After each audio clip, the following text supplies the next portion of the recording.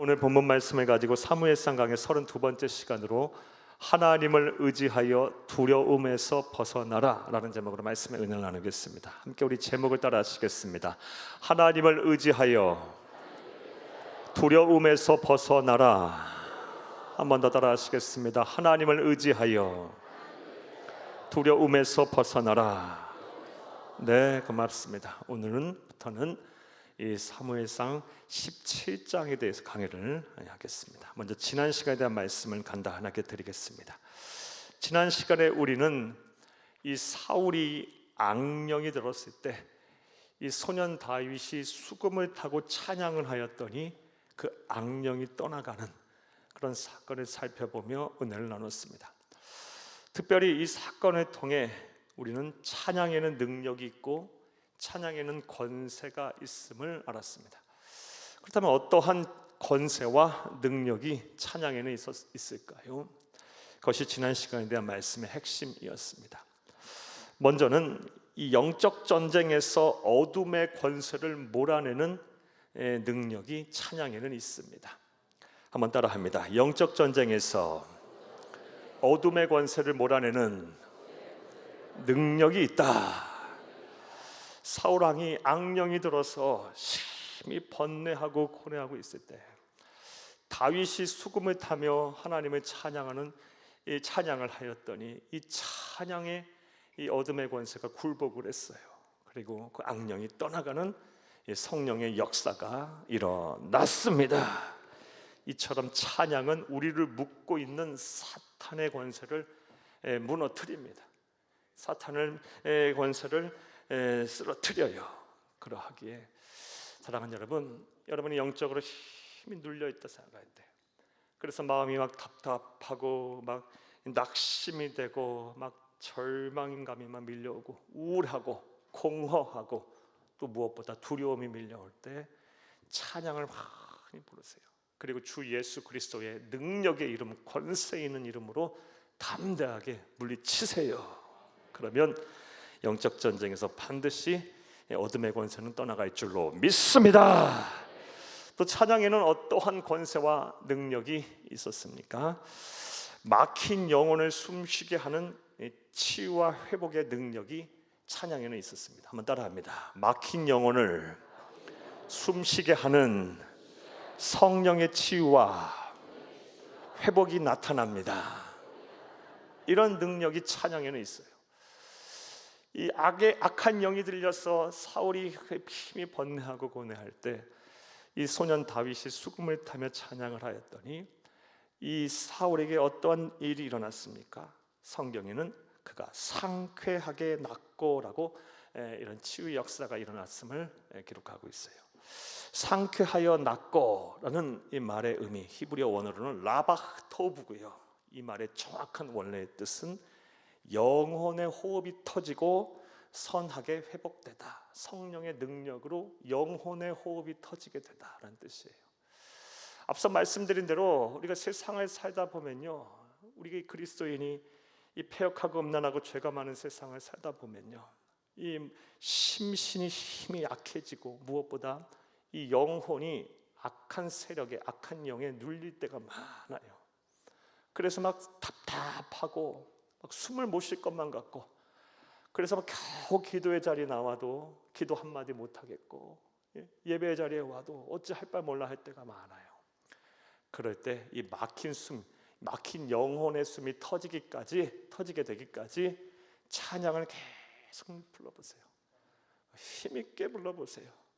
처음에는 작게 읊조리다가도요, 나중에는 막 환호의 찬양, 기쁨의 찬양, 막 승리의 찬양을 부르게 될 것입니다. 저는 이 권세를, 이 능력을 너무 잘 알아요. 사랑하는 여러분, 여러분들, 저와 여러분 모두에게 주신 은혜이자 축복입니다. 권세예요. 여러분의 영혼에 막힌 숨을 쉬게 하는 찬양을 많이 부르셔서 영혼이 잘된 같이 범사의자 되고 강건하시기를 간절히 주의 이름으로 축복합니다. 나아가 찬양에는 어떠한 권세와 능력이 있었습니까? 영적 환경을 거룩하게 변화시키는 이런 능력이 있었습니다. 한번 따라합니다. 영적 환경을 거룩하게 변화시킵니다. 사울이 통치하던 왕궁은 사울이 악령이 든 순간부터 그곳엔 사망의 냄새가 나고 절망과 분노와 시기와 질투와 미움이 가득하던 그런 영적인 그런 어둠의 권세, 어둠의 공기가 흐르던 곳이었어요.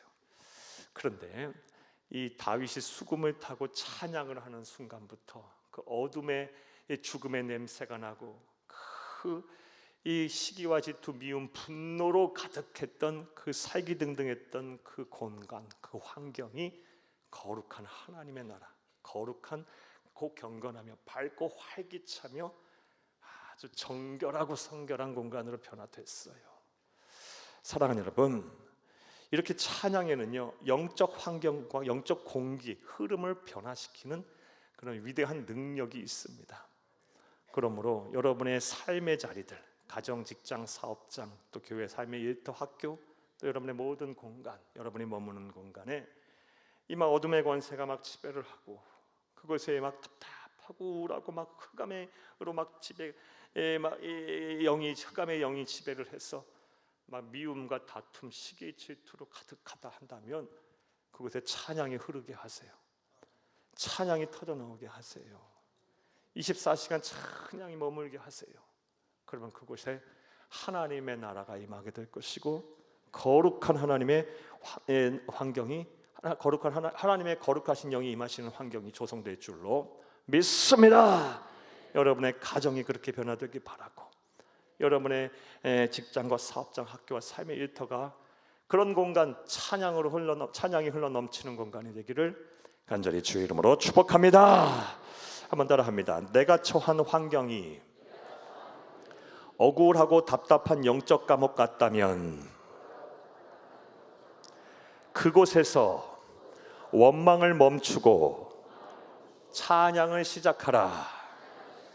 그리하면 영적 감옥 문이 열리고 영혼이 살아나는 기적이 일어날 것이다. 할렐루야. 한 번 더 따라합니다. 내가 처한 환경이 억울하고 답답한 영적 감옥 같다면 그곳에서 원망을 멈추고 찬양을 시작하라. 그리하면 영적 감옥 문이 열리고 영혼이 살아나는 기적이 일어날 것이다. 할렐루야. 이런 은혜와 복이 여러분 가운데 충만하기를 간절히 주의 이름으로 축복합니다. 자, 여기까지가 지난 시간에 대한 말씀이었습니다. 이제 오늘 본문에 대한 강의를 하겠습니다. 앞서 말씀드린 대로 오늘부터는 사무엘상 17장에 대해서 강의를 하겠습니다. 사무엘상 17장에는 우리가 다윗 하면 제일 먼저 떠오르는 사건이 기록이 되어 있습니다. 바로 소년 다윗이 거인이자 용장인 골리앗을 물리친 사건이 바로 사무엘상 17장에 기록되어 있습니다. 그리고 오늘 본문 말씀은 그 싸움, 그 전쟁의 시작과 관련된 말씀입니다. 오늘도 한 절 한 절 읽어가면서 하나님이 저와 여러분에게 주시는 영적 교훈도 찾고 또 진리를 발견하는 시간이 되길 원합니다. 그의 시간 되기를 다시 한번 간절히 주의 이름으로 축복합니다. 먼저 1절에서 3절 말씀을 보겠습니다. 1절에서 3절 말씀은 이 블레셋이 다시 이스라엘을 침략을 해서 이스라엘과 블레셋이 서로 마주보고 있는 그런 전쟁에서 서로 대치하고 있는 환경, 상황이 조성된 장면입니다. 먼저 1절에서 3절을 함께 보겠습니다. 블레셋 사람들이 그들의 군대를 모으고 싸우고자 하여 유다에 속한 소고에 모여 소고와 아세가 사이의 에베스담림에 침침해 사울과 이스라엘 사람들이 모여서 엘라 골짜기에 진치고 블레셋 사람들에 대하여 전열을 벌였으니 블레셋 사람들은 이쪽 산에 섰고 이스라엘은 저쪽 산에 섰고 그 사이에는 골짜기가 있었더라. 아멘. 이 지명에 대해서는 잘 모르셔도 돼요. 우리가 1절에서 3절 성경을 항상 읽을 때는 좀 입체적으로 읽으실 필요가 있어요. 머리로 그려가며 여러분 한번 딱 떠올려 보세요. 블레셋이 이스라엘을 침략해 왔어요. 그리고 양 두 산 그리고 밑에는 골짜기가 있어요. 양 두 산에 서로의 군대가 진을 치고 있어요. 한쪽에는 블레셋 군대, 한쪽에는 이스라엘 군대가 진을 치고 있어요. 이 정도 장면을 그리고 우리가 성경을 보며 성경을 보시면 되겠습니다. 말씀을 들으시면 되겠습니다. 자, 이렇게 블레셋 사람들이 다시 군대를 조직하여 이스라엘을 침략했어요. 제가 다시 침략했다고 말씀을 드리는 이유는 앞서 사무엘상 14장 말씀에 블레셋이 한번 침략을 했고요. 그때 하나님께서 이 요나단이라는 이 사울의 아들 요나단이라는 이 왕자를 사용하셔서 또 이 요나단이 아주 슬기롭고 지혜롭게 행동을 해서 블레셋과의 전쟁에서 크게 이긴 적이 있기 때문에 다시 침략을 했다는 말씀을 여러분에게 드려요. 자, 그렇다면 이런 생각해 볼 수 있어요. 블레셋 사람들이 다시 군대를 조직하여 이스라엘을 침략한 이유가 무엇일까요? 이를 통해서 우리는 어떠한 영적 교훈을 얻을 수가 있을까요? 우리 앞서 사무엘상 14장 말씀을 다시 한번 떠올리게 되면 이 믹마스라는 곳에서 블레셋이 완전 재기불능에 이를 정도로 완전히 그게 참패를 합니다. 그런 큰 참패를 겪고 나서 얼마 지나지 않아 다시 군대를 모아서 블레셋이 이스라엘을 쳐들어왔어요. 그렇다면 그렇게 된 이유가 무엇이고 이를 통해 우리는 어떤 영적 교훈을 얻을 수가 있을까요? 첫 번째 이유는요, 지도자의 영적 침체 때문입니다. 영적 침체 때문에 사랑하는 여러분, 이것을 기회로 삼아서 블레셋이 이스라엘을 쳐들어왔던 거예요. 앞서 말씀드렸다시피 사무엘상 16장 말씀을 보게 되면 이 사울이 하나님의 영이 떠난 순간부터 하나님이 부리시는 악한 영이 들어오게 돼요. 그래서 사울이 심히 번민하고 고뇌에 빠져요. 그리고 사울은 깊은 영적 침체에 빠집니다. 이 말씀 보겠습니다. 사무엘상 16장 14절을 함께 보겠습니다. 여호와의 영이 사울에게서 떠나고 여호와께서 부리시는 악령이 그를 번뇌하게 한지라. 아멘. 이 말씀을 영적인 관점에서 우리가 바라보고 기술했기 때문에 이 사울이 지금 상태, 정신 상태, 영혼의 건강 상태를 이렇게 표현했겠지만 세상 사람의 관점에서 보면 사울이 어떻게 됐다고 여겼겠어요? 미쳤다고 생각했겠죠. 제대로 판단 못하는 상황에 이르렀다고 생각을 했겠죠. 근데 우리는 영적인 관점에서 보면 여호와의 영이 그를 떠났고 여호와께서 부리신 악령이 그를 번뇌하게 한지라. 이런 진단을 정확하게 내릴 수 있겠지만 세상 사람들, 특히 적국에 있는 사람들의 입장에서 보게 되면 왕이 미쳤어, 제대로 판단하지 못해, 그러니까 지금이 바로 뭐할 기회다? 쳐들어가서 지난번에 패배했던 원수를 갚을 기회다 라고 얘기했던 거예요. 어쨌든 간에 지금 사울이 영적 침체에 빠졌고 지도자가 영적 침체에 빠지게 된 순간부터 이스라엘은 큰 위기에 빠지게 된 거예요. 사랑하는 여러분, 이와 같이 영적 침체는요, 사탄 마귀에게 가장 좋은 공격 신호가 됩니다. 특별히 이 공동체의 지도자가 영적 침체에 빠지게 되면요, 그 공동체가 한순간에 사탄 마귀의 공격의 대상이 되는 경우가 허다합니다. 우리는 그것을 이 세상 살면서 너무나도 자주 보고 있어요. 가정에서 이 지도자인 이 리더라고 할 수 있는 가장이 병들게 되면, 그 영혼이 병들게 되면 어떻게 돼요? 가정 무너지는 거, 파괴되는 거, 망가지는 거 한순간입니다. 교회도 마찬가지예요. 담임 목사 병들고 교회 중직자들이 영혼의 침체가 빠지게 되면요, 교회 분위기가 이상해지고 아무리 성령 충만하고 크고 많은 사역을 감당하던 교회 한순간에 텅텅 비어요. 망가지는 거 한순간이에요. 뭐 사업도 마찬가지, 사업체도 마찬가지고 모든 공동체가 다 마찬가지고 크게는 나라 민족도 마찬가지예요. 영적 침체는 사탄 마귀에게 가장 좋은 공격 신호가 됩니다. 그러하게 우리 그리스도인들은요, 이 영적 침체에 빠지지 않도록 날마다 조심 또 조심해야 돼요. 우리가 예수를 그리스도 믿어 하나님의 자녀가 된 그 순간부터 하나님의 나라가 가는 그 날까지 우리는 이 영적 전쟁의 선장에 서 있음을 우리는 명시하고 있어야 돼요. 반분명하게 알고 있어야 돼요. 그러하기에 이 영적 침체에 빠져 마귀에게 틈을 주지 않도록 우리는 날마다 조심 또 조심해야 합니다. 자, 그렇다면 영적 침체에 빠져 마귀에게 틈을 주지 않게 우리가 해야 할 일이 무엇이 있을까요? 몇 가지 말씀을 보겠습니다. 먼저 에베소서 6장 18절을 함께 보겠습니다. 모든 기도와 간구를 하되 항상 성령 안에서 기도하고 이를 위하여 깨어 구하기를 항상 힘쓰며 여러 성도들을 위하여 구하라. 아멘. 에베소 6장 말씀의 주된 말씀의 흐름 뭐냐? 영적 전쟁에 관한 말씀을 하고 있어요.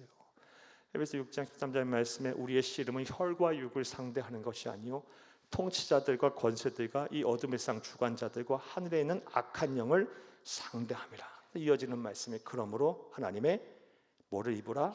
전신갑주를 입으라. 그럼 능히 대적하고 모든 일을 행한 후에 너희가 바로 서게 함이니. 영적 전쟁에 관한 말씀을 하면서 이 마지막으로 내리는 진단이 뭐예요? 뭐해라?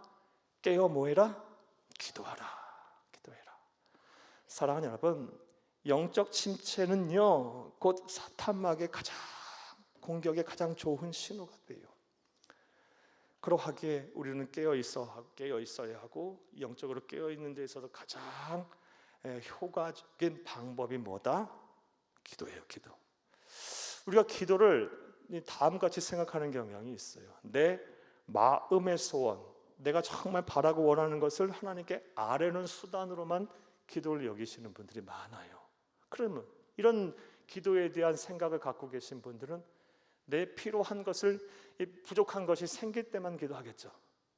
예? 그런데 기도에 대한 정의는 그렇게 한 부분만 있지 않아요.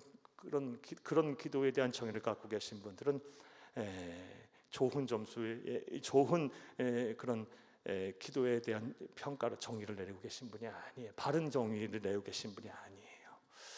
사랑하는 여러분, 기도는 내 마음의 소원을 아뢰는 가장 효과적인 방법이기도 하지만 기도는 뭡니까? 내가 영혼이 깨어 있게 하는 뭡니까? 가장 이상적인 방법이기도 해요. 그러하기에 내 영혼이 살려면요, 강건해지려면, 그래서 마귀에게 틈을 주지 않으려면요, 성도들은 뭐 해야 합니까? 기도해야 하는 거예요. 기도해요. 기도로 여러분의 영혼을 지켜내세요. 기도로 여러분의 가정을 지키세요. 기도로 여러분의 자녀들을 지키시고 여러분의 부모님들을 지키세요. 기도로 우리가 교회를 지켜야 하고 기도로 우리나라를 지켜야 하는 거예요. 예, 기도는 성도들에게 있어서 영혼을 깨어있게 하는 가장 이상적인 방법입니다. 성경 말하고 있어요. 깨어 기도해라. 영적 침체에 빠져 마귀에게 틈을 주지 않기 위해서 먼저 깨어 기도하시는 여러분 되시기를 간절히 주의 이름으로 축복합니다. 또 우리가 영적 침체에 빠져 마귀의 틈을 주지 않기 위해서 우리는 무엇을 해야 할까요? 베드로전서 5장 8절에서 9절을 함께 보겠습니다. 근신하라, 깨어라. 너희 대적 마귀가 우는 사자와 같이 두루 다니며 삼킬 자를 찾나니 너희는 믿음을 굳건하게 하여 그를 대적하라. 이는 세상에 있는 너희 형제들도 동일한 고난을 당하는 줄 알미라. 아멘, 아멘. 뭐 하랍니까? 믿음을 굳건하게 하여 그를 대적하라. 그러니까요, 영적 침체에 빠져서 마귀의 틈을 주지 않으려면요, 항상 복음 앞에 서야 하는 거예요. 항상 이 말씀 앞에 서야 하고 항상 십자가 앞에 서야 돼요. 그래서 내 믿음이 때가 묻지 않도록, 내 믿음이 퇴보되지 않도록, 내 믿음이 녹이 슬지 않도록 날마다 내 믿음을 참 윤기가 나게 닦고 그래 해야 되는 거예요. 사랑하는 여러분, 왜 우리가 날마다 복음 앞에 서야 합니까? 왜 우리가 날마다 이렇게 예배에 힘써야 합니까? 우리의 믿음 지키기 위해서예요, 여러분. 예. 왜 우리가 날마다 말씀 앞에 서야 합니까? 그렇지 않고서는 우리 믿음 지키기가 쉽지 않아요, 여러분. 여러분 정말 그래요. 우리가 이렇게 예배를 열심히 하지 않고 이렇게 말씀 앞에 서지 않고 복음 앞에 서지 않으면요, 금방 내 생각, 내 마음은요 딴 곳으로 막 흘러가 버려요. 그렇게 되죠? 금방 내 안에 욕심이 생기고 금방 내 안에 잡스러운 생각들이 생기고 막 시기 질투 미워하는 감정도 막 생기고 분노도 막 생기고 막 오만 가지 막 성결하지 못한 생각들이 들어가고 나갔다고 해요. 사랑하는 여러분, 영적 침체에 빠져 마귀에게 틈을 주지 않기 위해 여러분의 믿음을 굳건하게 하시기를 바랍니다. 이를 위해 더 예배에 힘쓰시고요, 더 예수와 복음 앞에 서세요. 날마다 그리하세요. 더 여러분의 믿음이 퇴보되지 않도록, 여러분의 믿음에 녹이 슬지 않도록, 여러분의 믿음에 때가 묻지 않도록 여러분의 믿음을 잘 관리하시기를 간절히 주의 이름으로 부탁합니다. 나아가서 에베소 4장 26절에 27절 말씀 한 말씀 더 보겠습니다. 분을 내어도 죄를 짓지 말며 해가 지도록 분을 품지 말고 마귀에게 틈을 주지 말라. 아멘. 우리가 영적 침체에 빠져 마귀에게 틈을 주지 않기 위해서는 뭘 해야 하냐? 우리의 감정을 잘 조절해야 합니다. 감정을요. 이 우리 영적 전쟁의 주된 현장은 여러 곳이 있는데 가장 이 사탄 마귀가 효과적으로 쓰는, 우리를 끌어내는 전장터가 어디냐? 바로 우리의 감정이에요.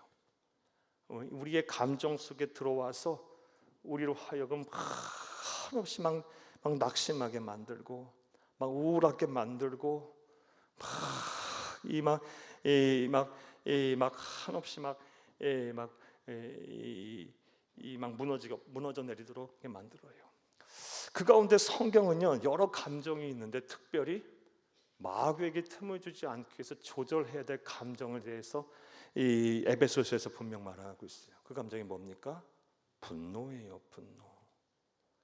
이 분노라는 감정이 얼마나 우리의 영혼을 병들게 하고 또 사탄 마귀에 틈을 주는 감정임을 우리가 잘 알 수 있어요. 실제로 그러임에 분명해요. 제가 종종 여러분에게 말씀드렸다시피 제가 이렇게 설교를 하기 위해서 이 강단에 서기까지 참 감정을 조심해야 하는데요, 뭐 대단한 것도 아니에요. 만약에 제가 한순간 잠깐 다른 생각을 해서 뭐 스마트폰 하나에 보다가 그냥 그 대단한 것도 아니에요. 헤드라인에 제 마음에 들지 않은 글 하나만 딱 봐서 순간 분노의 감정 느낀 순간부터 이 자리에 앉아서 설교를 하려고 하면요, 어떻게 다시 시작을 하지라는 생각이 들 정도로 영혼이 막 흔들려요. 순간 영감이 사라져요. 그러면서 작은 분노라도 하지 말아야겠구나, 이런 생각을 종종 하고요. 또 사람이 어떻게 분노 안 하고 삽니까? 혈기는 인간의 악한 본성인데 이거 어떻게 아예 안 하고 살 수 있겠습니까? 그래서 성경은 말하고 있는 거예요. 분을 내어도 하루를 넘기지 말라. 쉽게 빨리 잊어버려라. 이게 승리자입니다. 이렇게 사는 사람이 영혼이 건강한 사람이에요. 화를 내더라도 아예 화 안 내게 노력하시고요, 화를 내더라도 뭐 해라? 하루를 넘기지 마세요. 하루라는 시간 또 24시간을 말하는 게 아니에요. 빨리 그만두란 말씀이에요.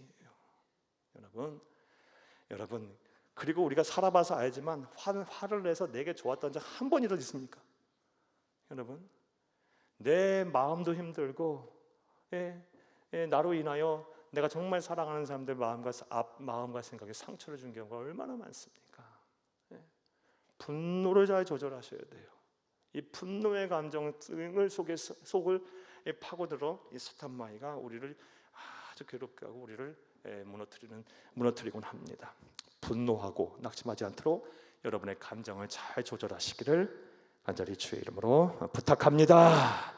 자, 정리해 보겠습니다. 블레셋 사람들이 그 믹막스에서 그렇게 참패를 했음에도 불구하고 다시 군대를 재정비해서 이스라엘을 침략한 이유가 무엇입니까?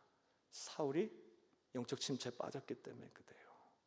지도자가 영적 침체에 빠지고, 지도자가 빠졌으면 다 마찬가지겠죠. 함께하는 이 공동체도 그러했을 거예요. 깊은 영적 침체에 빠졌기 때문에 이것을 비밀로 삼아서 이스라엘 침략한 거예요. 이를 통해 우리는 영적 침체는 사탄 마귀의 가장 좋은 공격 신호가 됨을 말씀을 통해 영적 교훈을 얻었어요. 영적 침체에 빠지지 않도록 기도하세요. 그리고 날마다 복음 앞에 서서 예배 중심의 삶을 살며 여러분의 믿음을 굳건하게 하세요. 무엇보다 여러분 감정을 잘 다스릴 때 분노의 감정을 참 조심하시기를 간절히 주의 이름으로 축복합니다. 또 두 번째로, 블레셋 사람들이 왜 다시 이스라엘을 침략해 왔을까요? 근본적인 이유가 무엇일까요? 정말 근본적인 이유는요, 이스라엘 백성들의 범한 불순종의 죄 때문입니다. 이 불순종의 죄는요, 어디까지 거슬러 올라가야 하면요, 이스라엘 백성이 가나안 정복 전쟁을 벌일 때, 출애굽 이후 가나안 정복 전쟁을 벌일 때 그들이 행한 불순종 때문에 오늘 본문 말씀 시점에 보면 약 200~300년의 시간이 흐른 이후에 그 후손들이 고생을 하고 있어요. 여호수아서 11장 22절을 함께 보겠습니다. 불순종, 어떤 불순종을 했는지 보겠습니다. 이스라엘 자손의 땅에는 아낙 사람들이 하나도 남지 아니하였고 가사와 가드와 아소데만 남았더라. 아멘. 하나님께서는 분명 이스라엘 백성들에게 명령하셨어요. 아낙 사람들 전부 내가 너에게 권세를 주겠으니 승리케 하겠으니 다 내쫓아라, 다 물리쳐라, 반드시 할 수 있다 그랬는데 그렇게 하지 않았어요. 아낙 사람들은 고대 거인 족속들이에요. 그런데 어디에만 그 고대 거인 족속들인 아낙 사람들이 남았답니까? 가사와 가드와 아스테만 남았더라. 그리고 오늘은 우리는 오늘 그곳의 출신이 누구를 만나요? 골리앗을 보게 돼요. 골리앗이 바로 가사와 가드 출신인 사람, 바로 거대 고인 족속인 아낙 자손 중에 한 사람이에요. 이스라엘의 백성들이, 그 선조들이 불순종을 하니까 훗날 이 한참의 시간이 흐른 이후 그 불순종의 이 열매가 아주 참담한 이런 전쟁으로 맺어지게 된 거예요. 사랑하는 여러분, 반드시 우리가 불순종의 죄를 범하면 그 죄에 대한 대가가 따라오기 마련입니다. 그리고 그 죄는요, 더 큰 화를 불러오게 돼요. 따라서 우리는 이 죄를 단호하게 끌어내야 돼요. 특히 불순종의 죄를 짓지 않게 노력하셔야 돼요. 그렇지 않으면 반드시 더 큰 화가 찾아옴을 우리 말씀을 통해 알 수가 있습니다. 한번 따라합니다. 죄를 단호하게 끊어내지 못하면 반드시 더 큰 화가 찾아온다. 과거 이스라엘 백성들이 정복 전쟁 때 하나님께서 분명 그렇게 하라 하셨어요. 반드시 승리하게 하실 거라는 확신도 주셨어요. 그런데 그들이 하다가 힘에 부치니까, 그때 할 수 있었는데, 충분히 할 수 있었는데 힘에 부치니까 안 해버렸어요. 그리고 적당한 선에서 타협을 봐버렸어요. 그랬더니 이제 훗날 시간이 많이 흘려서 우리는 이 오늘 본문 말씀을 보게 되면 골리앗이, 가드 사람 골리앗이 선봉에 서서 이스라엘을 침략해 온 거예요. 죄를 단호하게 끊어내지 못하면 더 큰 화가 찾아오게 되어 있습니다. 특별히 더 큰 화라고 제가 이 말씀을 통해서 기록한 이유는요, 이 골리앗 때문이기도 하지만 17장 1절 말씀, 특히 말씀을 통해 더 분명하게 알 수 있어요. 17장 1절을, 오늘 본문 1절을 다시 한번 읽겠습니다. 1절, 블레셋 사람들이 그들의 군대를 모으고 싸우고자 하여 유다에 속한 소고에 모여 소고와 아세가 사이에 에베스담민의 진친이, 소고와 아세가, 에베스담민 이런 거 몰라도 돼요. 그런데 우리는 뭘 봐야 하냐? 유다에 속한 땅까지 들어왔다는 거예요. 이스라엘 중심부까지 쳐들어와 버린 거예요. 이제는 이전까지의 전투는요, 가드, 그러니까 오늘날 지금 한참 이 전쟁이 있는 하마스가 있는 그 지역, 이스라엘과 지금 팔레스타인인들 사이의 전쟁이 한참인 그 지역에서 지금 이루어지고 있었는데, 이제는 어디까지 쳐들어온 거예요?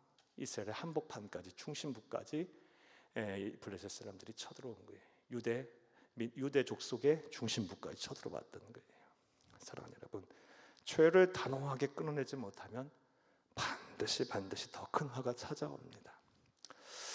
이 정도쯤이야 하면서 여러분의 삶에서 방치해둔 작은 죄와 습관, 그것이 무엇입니까?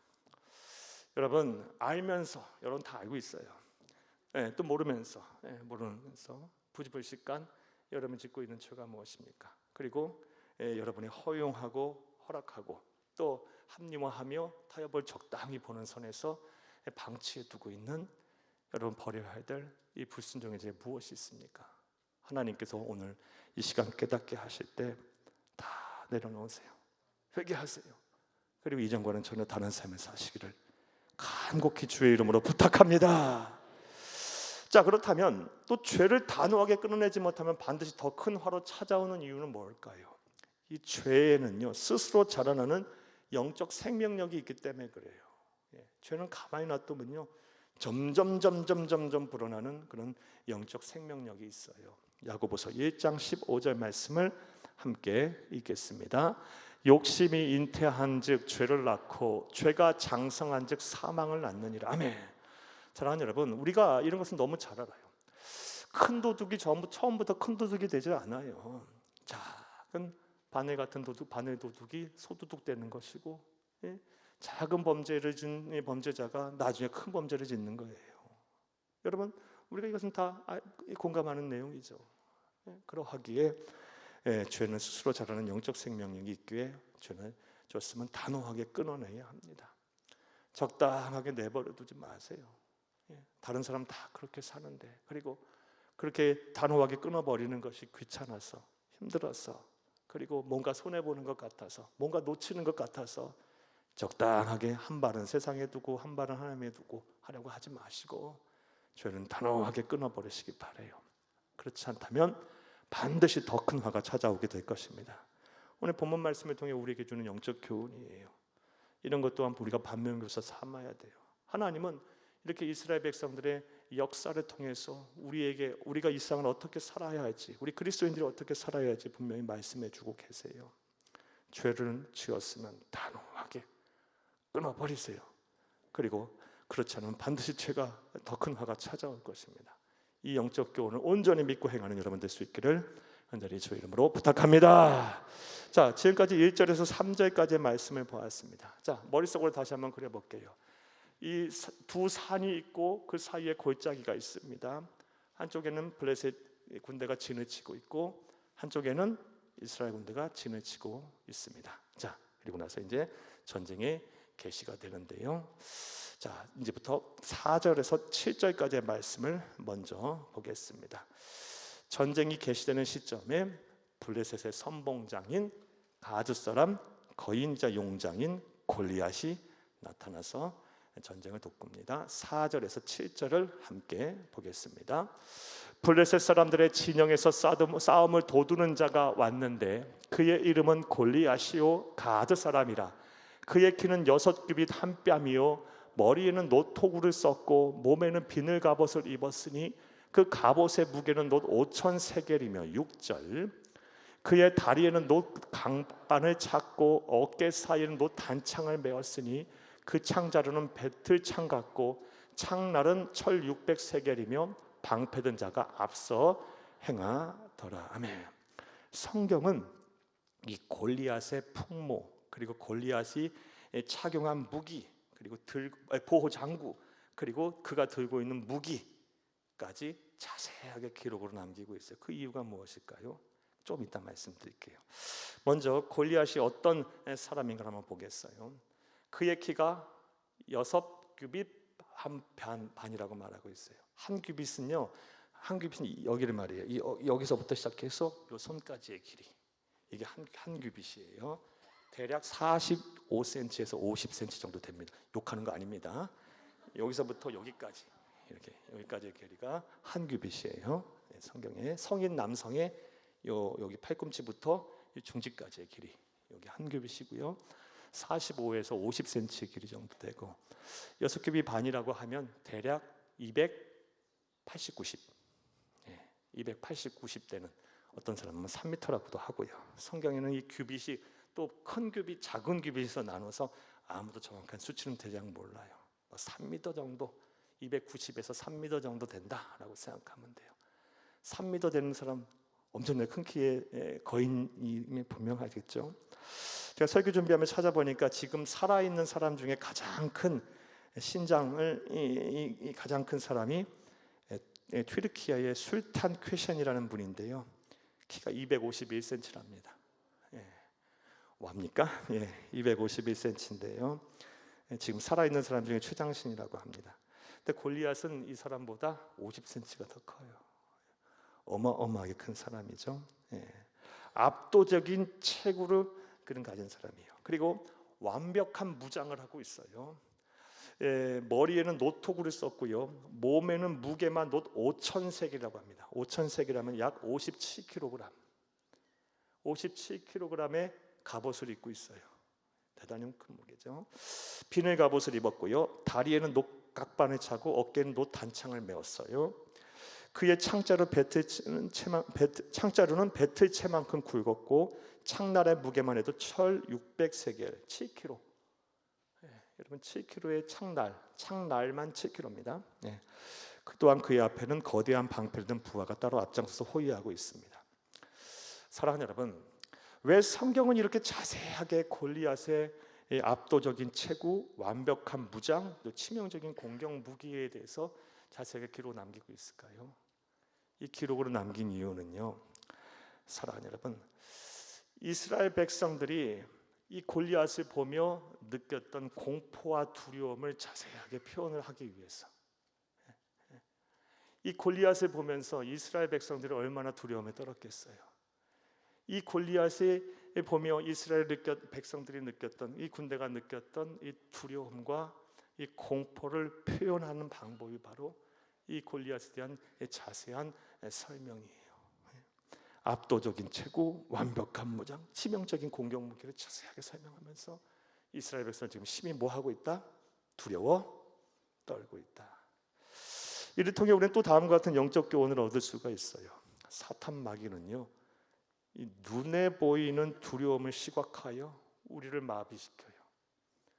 우리가 이 보는 것을 잘 봐야 돼요. 그러니까 이 보는 것을 잘못 보면요, 믿음 있는 사람도 한순간에 두려움을 느끼고 한순간에 뭐가 돼요? 영혼이 마비돼 버려요. 이 사탄 마귀가 주로 쓰는 공격의 방법이 두려움을 시각화하는 거예요. 우리는 종종 그런 모습들을 보게 되죠. 성경에도 많은 믿음의 사람들이 이 사탄 마귀가 쓰이는 이 공격 방법에 넘어가서 영혼이 마비됐던 경우가 종종 있어요. 먼저 마태복음 14장 30절 말씀 함께 보겠습니다. 바람을 보고 무서워 빠져가는지라 소리질러 이르되 주여 나를 구원하소서 하니. 아멘. 누가 한 말입니까? 베드로가 이 말을 했는데, 이 말이 있기 전에 다음 같은 배경 속에서 이 말을 한 거예요. 우리가 잘 알다시피 오병이어의 기적, 보리떡 5개 물고기 2마리로 장정만 5천 먹이고 12광주를 남긴 사건을 예수님이 행하시자 유대 백성들은요, 예수님을 왕으로 추대하려고 했어요. 그런데 예수님은 이에게 유대인의 왕으로 오신 분이 아니라 온 인류를 구원할 구세주로 오신 분이기 때문에 그들의 환호와 추대를 피하여 홀로 산으로 기도하러 가셨고, 이에 앞서 먼저 제자들 땀만 먹지 못하게 하려고 빨리 배 태워서 갈릴리 바다 저편으로 건너가게 했어요. 그렇게 배를 타고 갈릴리 바다를 건너가는데 예수님의 12제자, 그 중에 7명이 어부예요. 그럼 얼마나 물질을 잘하겠어요. 그런데 그만 얼마 가지 못해서 풍랑을 만나서 밤새도록 사투를 벌였어요. 그러다 배가 뒤집힐 위기에 처하자 그 순간 어떤 일이 벌어집니까? 예수님이 황급하게 산에서 내려오셔서 무리를 걸어오셨어요. 그 모습을 보자 제자들이 유령이다 라고 소리쳤어요. 나다, 두려워하지 말라 라고 말씀하시고 풍랑을 꾸짖으니 풍랑이 잠잠게 됐어요. 그 모습을 보고 베드로가 어떤 생각이 들었어요? 나도 주님처럼 바다 위를 걸을 수 있을까요? 그래서 예수님을 보고 물속에 들어갔더니 걸었더니 바다 위를 걷게 됐어요. 그런데 순간 뭐가 보여요? 바람에 막 일렁이는 막 치는 이 파도를 보는 순간 어떻게 됐어요? 예수님을 바라봤을 때는 바다 위를 걸었는데 예수를 바라보지 아니하고 눈에 보이는 바다를 바라보는 순간 빠지게 됐어요. 이 상황 속에서 한 말씀이 바로 마태복음 14장 이 30절 말씀이에요. 바람을 보고 무서워 빠져가는지라 소리질러 이르되 주여 나를 구원하소서. 이처럼 사탄은 눈에 보이는 두려움의 시각화를 통해 우리 영혼을 마비시켜요. 여러분 보는 것을 잘하세요. 이 보는 것을 통해 내 마음과 생각이 무너지지 않도록 조심하세요. 하나님은요 보이지 않는 분이에요. 그러하기 때문에 우리들조차 예수를 그리스도 믿고 하나님의 살아계심과 하나님의 전 우주 만물의 지배자임을 믿는 우리들조차요 종종 하나님은 보이지 않기 때문에 보이지 하나님보다 보이는 것들에 대해서 더 두려움을 느끼는 경우가 종종 있어요. 그런데 여러분, 보이는 세계보다 보이지 않는 세계가 더 영원하고, 보이지 않는 세계 속에 누가 계세요? 우리 하나님이 계세요. 예. 이것을 잘 알 수 있는 말씀이 열왕기하 6장 17장에 나와요. 한번 이 말씀 여러분 안 써드렸는데 한번 보겠습니다. 열왕기하 6장 17절을 함께 보겠습니다. 기도하여 이르되 여호와여 원하건대 그의 눈을 열어서 보게 하옵소서 하니 여호와께서 그 청년의 눈을 여심해 그가 보니 불말과 불병거가 산에 가득하여 엘리사를 둘렀더라. 아멘. 이 말씀의 배경도 말씀드려 볼게요. 이 이스라엘 북왕국 이스라엘과 이 아람이라는 이 나라가 서로 대치하고 전쟁을 벌일 때였어요. 그런데 이상하게 아람의 진영에서 군대를 조직해서 그리고 계획을 세워서 침략만 하면 그때마다 이스라엘 백성들이 이스라엘군이 매복이 있는 거예요. 그래서 아람 왕이 이 신하들을 불러 모아놓고 소위 정보가 샌다. 우리 가운데 스파이가 있다. 스파이가 누구냐? 그런데 아무리 조사를 해보내도 스파이가 나오지 않아요. 그때 누가 이야기합니다. 저희 북왕국 이스라엘 지역에는 선지자가, 즉 하나님의 사람이 있어 왕의 침실을 하는 말까지도 다 알아듣고 있다라고 얘기해요. 그래서 그거 누구냐 그랬더니 이제 엘리사라는 거예요. 그래서 먼저 엘리사를 처단하지 않으면 뭐랍니까? 북왕국 이스라엘과의 전쟁에서 우리는 승리할 수 없겠다 해서 아람 왕이요 군대를 많이 끌고 와서 엘리사가 머물고 있는 성을 포위합니다. 그 모습을 누가 봅니까? 엘리사의 종이 보게 돼요. 청년 사환이 보게 돼요. 그 두려움에 떨어요. 적국의 군대가 우리의 성을 포위하고 있으니까. 그때 엘리사가 한 말이에요. 이 말씀 다시 볼까요? 열왕기하 6장 17절을 다시 한번 보겠습니다. 기도하여 이르되 여호와여 원하건대 그의 눈을 열어서 보게 하옵소서 하니 여호와께서 그 청년의 눈을 여심해 그가 보니 불말과 불병거가 산에 가득하여 엘리사를 둘렀더라며. 보이는 게 전부가 아닙니다. 보이지 않은 영원한 세계가 있고 그곳에 전지전능하신 하나님이 우리와 함께 하십니다. 사랑하는 여러분, 그러하기에 이 사탄 마귀가 공격하는 이 두려움의 시각화에서 여러분이 승리하세요. 보이는 것에 여러분의 마음이 녹지 마시고, 보이는 것으로 여러분 두려움에 빠지지 마시고, 보이지 않는 하나님이 여러분과 함께 하신다는 믿음을 가지고 두려움에서 벗어나시는 여러분들이 되시기를 간절히 주의 이름으로 축복합니다. 우리는 하나님이 우리와 함께하는 자예요. 아들이에요. 자, 이렇게 골리앗이 거인이자 용장인 골리앗이 블레셋 진영에서 나와서 이스라엘 향해서 싸움을 도두었어요. 그리고 그가 이스라엘 백성들을 향해서 이스라엘 진영을 향해서 제시한 싸움의 방법과 조건 이제 보겠습니다. 8절에서 10절을 함께 읽겠습니다. 8절에서 10절입니다. 그가 서서 이스라엘 군대를 향하여 외쳐 이르되 너희가 어찌하여 나와서 전열을 벌였느냐? 나는 블레셋 사람이 아니면 너희는 사울의 신복이 아니냐? 너희는 한 사람을 택하여 내게로 내려보내라. 9절. 그와 나와 싸워서 나를 죽이면 우리가 너희의 종이 되겠고 만일 내가 이겨 그를 죽이면 너희가 우리의 종이 되어 우리를 섬길 것이니라. 그 블레셋 사람이 또 이르되 내가 오늘 이스라엘 군대를 모욕하였으니 사람을 보내 나와 더불어 싸우게 하라 한지라. 아멘. 그가 내건 싸움의 조건 방식은 뭡니까? 우리 다 같이 싸웠을 필요가 뭐가 있냐? 1대1로 쉽게 말해 일기토를 벌이자. 그래서 이기는 쪽이 승리자로 승리하는 것으로 하자. 자신 있으니까 이런 소리 하는 거겠죠.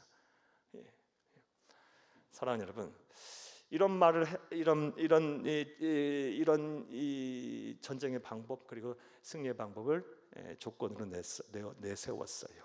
자, 우리는 이 조건에 주목할 것이 아니라 이 조건, 이 방식을 들은 이 골리앗의 말을 들은 이스라엘 진영의 반응에 주목을 해야 합니다. 11절을 함께 보겠습니다.